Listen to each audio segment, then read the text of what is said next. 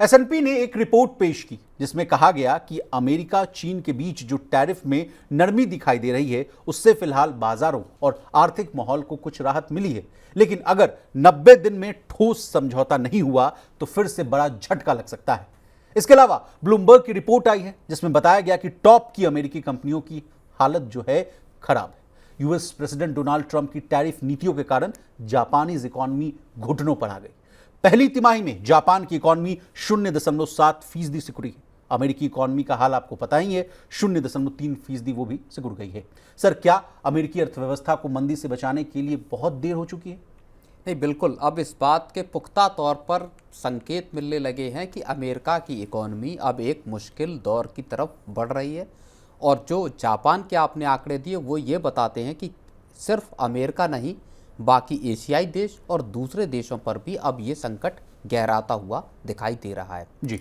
America को लेके जो बात आ रही है कि जो जब से राष्ट्रपति ट्रंप का सेकंड कार्यकाल शुरू हुआ उसके पहले से ही, जब वो उनकी जीत हुई तब से अब तक अगर आप एप्पल की ही बात ले लीजिए तो एप्पल का मार्केट कैप 1.3 ट्रिलियन डॉलर खत्म हो गया है, घट गया है। 3.5 ट्रिलियन डॉलर के अपने ऑल टाइम हाई पे था तकरीबन, और वहाँ से इतना डाउनफॉल आया है।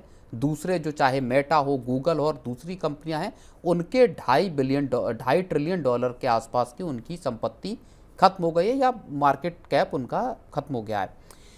इसका मतलब ये समझ में आ रहा है कि जो टेक्नोलॉजिकल जो कंपनियां थी जिनका पूरी दुनिया में डंका बसता था, अब वो मुश्किल के वक्त में हैं। और यहाँ से इस बात का भी एक आइडिया निकल के आ रहा है या आशंका पैदा हो रही है, जिसको बार बार हम भी डिस्कस कर रहे थे और अमेरिका के और दुनिया भर के दूसरे अर्थशास्त्री भी बार बार इस बात का जिक्र कर रहे थे कि अमेरिका के लिए अब मंदी को बचाना थोड़ा मुश्किल होता जा रहा है, जिस तरह की टैरिफ की पॉलिसी वो लेकर के आए हैं दुनिया भर के लिए। जी।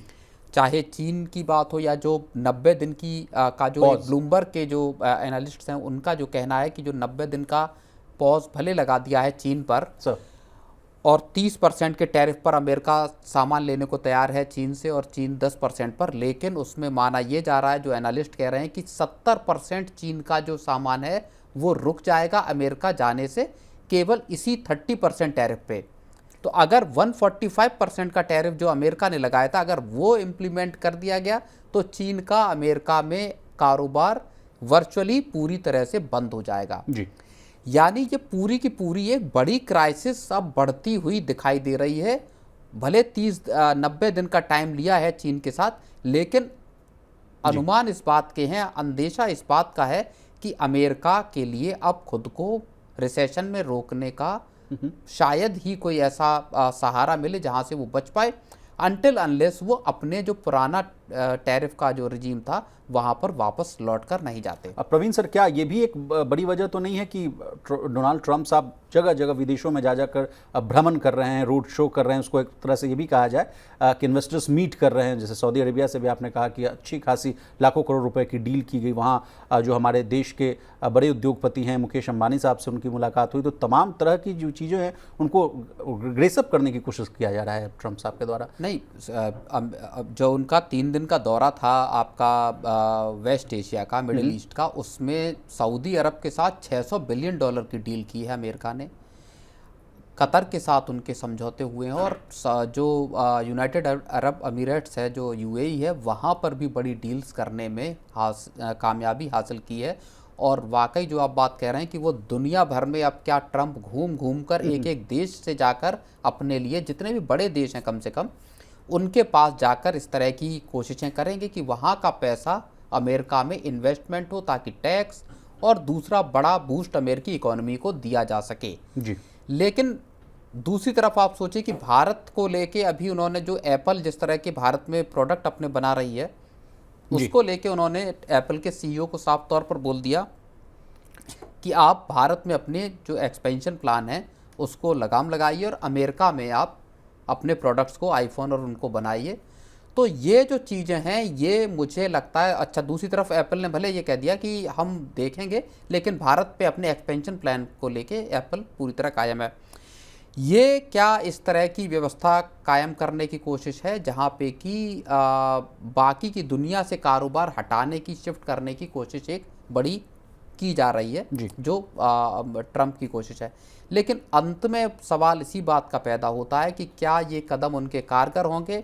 ऊंचे टैरिफ के बीच में क्या अमेरिकी इकोनॉमी को बचा पाना अब मुमकिन हो पाएगा या नहीं? और ये वाकई बड़ा सवाल है, जो रे डेलियो ने भी हाल में ही कहा था कि अमेरिका की जिस तरह की पॉलिसी अभी ट्रंप की है, उससे मंदी नहीं बल्कि मंदी से भी ज़्यादा बुरे हालात पैदा हो सकते हैं। नहीं सर, S&P ग्लोबल की भी रिपोर्ट है, वो भी कह रही है कि जो आपको लग रहा है कि यूएस और चाइना के बीच में जो टैरिफ वॉर है वो जो ठंडा होता हुआ दिख रहा है, वो भले ही आपको राहत दिख रहा हो, लेकिन लंबी अवधि में वो कह रहे हैं कि वो अस्थायी है राहत, मतलब कंटिन्यू होता हुआ नहीं दिख पाएगा।